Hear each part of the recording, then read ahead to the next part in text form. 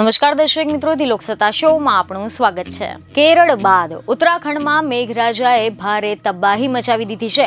સમગ્ર રાજ્યમાં ભારે વરસાદની ઝપેટમાં આવી ગયું છે। રિપોર્ટ એવા મળી રહ્યા છે કે ગઈકાલે એટલે કે ગુરુવારે 1 ઓગસ્ટના રોજ ઉત્તરાખંડમાં વરસાદ સંબંધિત ઘટનાઓના કારણે 14 લોકોએ જીવ ગુમાવ્યા હતા, જેમાંથી એક જ પરિવારના 3 લોકોનો પણ સમાવેશ થાય છે। આ સિવાય ભારે વરસાદ બાદ ચારધામ યાત્રાની પણ અસર થઈ છે।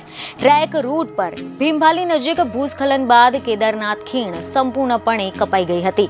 ખબરો એવી મળી રહી છે કે લગભગ 3300 જેટલા શ્રદ્ધાળુઓને બચાવી લેવામાં આવ્યા છે, જેમાંથી 700 લોકોને હેલિકોપ્ટર મારફતે સુરક્ષિત સ્થળોએ ખસેડવામાં આવ્યા છે।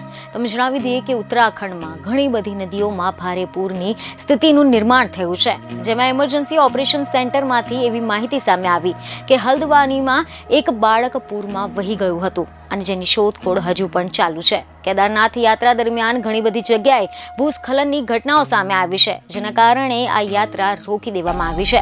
રિપોર્ટ એવા મળી રહ્યા છે કે અધિકારીઓના જણાવ્યા અનુસાર લિંચોલી, મોટી લિંચોલી, ઘોરપાડાવ અને ભીમલીમાં પથ્થરો પડ્યા છે અને આના કારણે રોડને ભારે નુકસાન થયું છે। લિંચોલી અને ભીમલીથી અત્યાર સુધીમાં 425 જેટલા મુસાફરોને હેલિકોપ્ટર દ્વારા બચાવી લેવામાં આવ્યા છે, તેમજ રેસ્ક્યુ ટીમની મદદથી લગભગ 1100 જેટલા લોકો પગપાળા સોનપ્રયાગ પહોંચ્યા છે।